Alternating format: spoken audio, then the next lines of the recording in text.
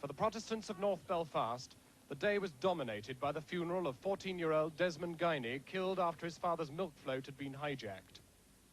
In the violent hours after the death of Bobby Sands, the rioters had even continued to stone the ambulance men as they fought to save him. Several thousand turned out to follow the cortege across North Belfast, bitterly resenting the greater emphasis the world has placed on the IRA hunger strikers. Desmond's mother had no husband to comfort her. He's still unconscious as a result of the attack that killed his son. Though the child's death was central here, the wider resentments in this community were strongly evident. Mr. Paisley's presence was no surprise. In a country with more than its fair share of atrocities, Desmond's death was particularly nasty. His burial, coming as the result of the death of one hunger striker and only hours before another, served to underline the growing sense of hopelessness on both sides of the sectarian divide. John Snow, News at 10, Belfast. In Belfast, the funeral took place of 14-year-old Desmond Guiney, who died during rioting which followed the death of Bobby Sands. A man of 26 has been charged with his manslaughter. The boy died after his father's milk float was stoned in the Newlodge area of Belfast. Kate Adey reports. Desmond Guiney was a direct victim of the street violence triggered by Bobby Sands' death. He was on his way back to school, getting a lift to the bus station in his father's milk lorry, when rioters rained stones on them. A brick hit Desmond's father. The lorry crashed. The stone throwing went on long after the accident. Then the lorry was set on fire. In this incident, as in most of the week's rioting, children were involved. Well, I just plead to the parents to keep their kids in, because I don't want their parents to go through what I'm going through. That's all. Do you think they'll listen to you?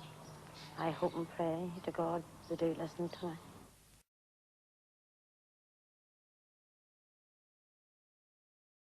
Another victim of the violence after the death last week of the first hunger striker, Bobby Sands, has died. Eric Guiney, a Belfast milkman, died in hospital this afternoon, the day after his 14-year-old son Desmond was buried. Both were injured when Mr. Guiney's milk float was stoned. Up in Protestant North Belfast, Mrs. Guiney, who buried her 14-year-old son yesterday, was told today that her husband too had died.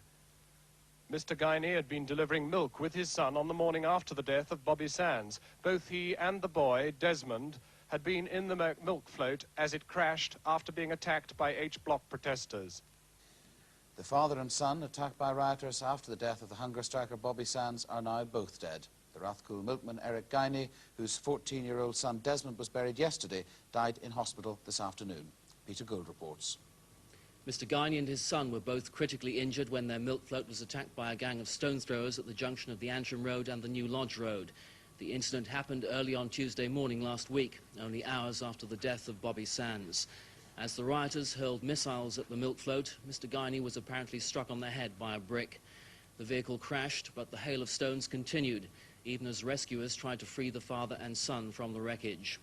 Mr. Guiney, who was 45, never regained consciousness after the attack and was not aware that his son Desmond died from his injuries last Friday. It was only yesterday that his funeral took place.